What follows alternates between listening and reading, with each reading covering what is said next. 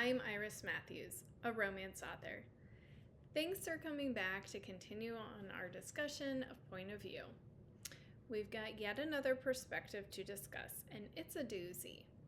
Second person point of view. This one comes with a bit of a don't try this at home disclaimer.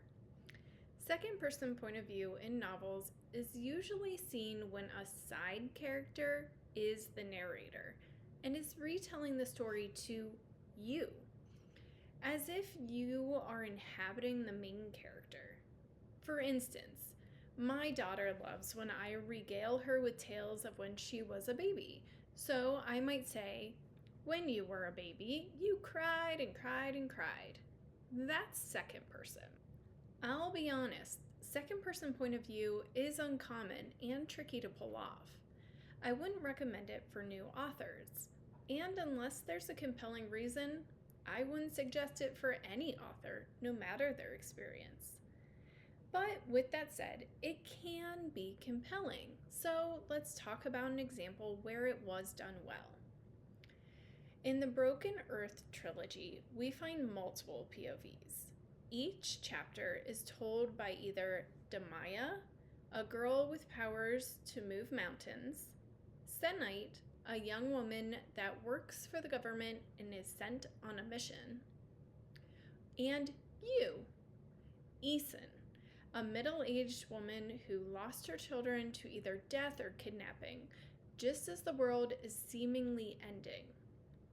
With Demaya and Senite, the chapters unfold in what reads as close third person. But with Aeson, there's an unnamed narrator telling us our story as it plays out. So let's dig in to the first book, The Fifth Season by N.K. Jemisin. You are she. She is you. You are Aeson. Remember? The woman whose son is dead? Chapter 3. You are still trying to decide who to be. The self you've been lately doesn't make sense anymore. That woman died with Uche. Until you've said farewell to your daughter, you have to remain the mother that she loved. So you decide not to wait for death to come. Chapter 5. You are leaning on an old post that someone jammed up against the hill. Maybe the remnants of a fence that ended here? Drifting off with your hands tucked into your jacket pockets and your knees drawn up. And then, slowly, you become aware that something has changed. There's no sound to alert you, but there's something else, out there. Someone else. Your eyes snap open, because a few feet away, sitting cross-legged on the grass and looking at you, is a little boy. He sits in a hunched way that would look odd in an adult and is perfectly normal for a child who hasn't been told to sit up straight. You stare at him for a moment. He stares back at you. You can see the pale glisten of his eyes. Where did you come from? He shrugs, unknowing, maybe uncaring. What's your name? I'm Hoa. Chapter 10. You think, maybe, you need to be someone else. You're not sure who. Previous yous have been stronger and colder, or warmer and weaker. Either set of qualities is better suited to getting you through the mess you're in. Right now, you're cold and weak, and that helps no one. You could be someone new, maybe. You've done that before. It's surprisingly easy. A new name, a new focus, then try on the sleeves and slacks of a new personality to find the right fit. All right, so I'm going to pause right here. We have a little bit more to read though. And I want you to think about what we've experienced so far. It's evident that the second person approach really tosses the reader in the deep end. Because these chapters address you, there is an immediate camaraderie that is built with Aeson's character. So keep in mind, a lot of what authors are doing when they choose a point of view is to decide how intimate the reader and the character should be.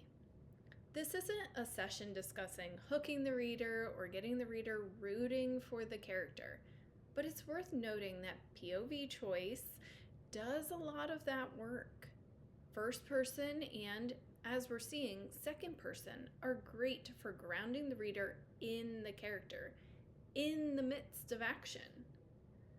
All right, we're going to read one more section of the 5th season, and spoilers are ahead. Chapter 17, Damaya. It isn't right what they're doing to her, what this place does to everyone within its walls, what he's making her do to survive. Will you do it? For me. She still loves him. That isn't right either. If I pass, Damaya closes her eyes. She can't look at him and say this, not without letting him see the "it isn't right" in her eyes. I picked a Roga name. He does not chide her on her language. Have you now? He sounds pleased. What? She licks her lips. Senite. It isn't right that she loves him, but many things in the world are not right. So she fights off the tears and makes her decision. Crying is weakness. Crying was a thing Damaya did. Senite will be stronger.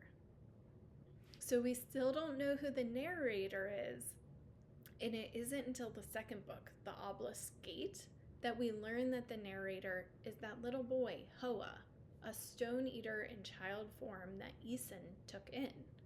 And it isn't until the third book, The Stone Sky, that we learn why Hoa is telling Aeson the story. Because she has transformed into a stone eater herself and has forgotten her human life. Thanks for coming back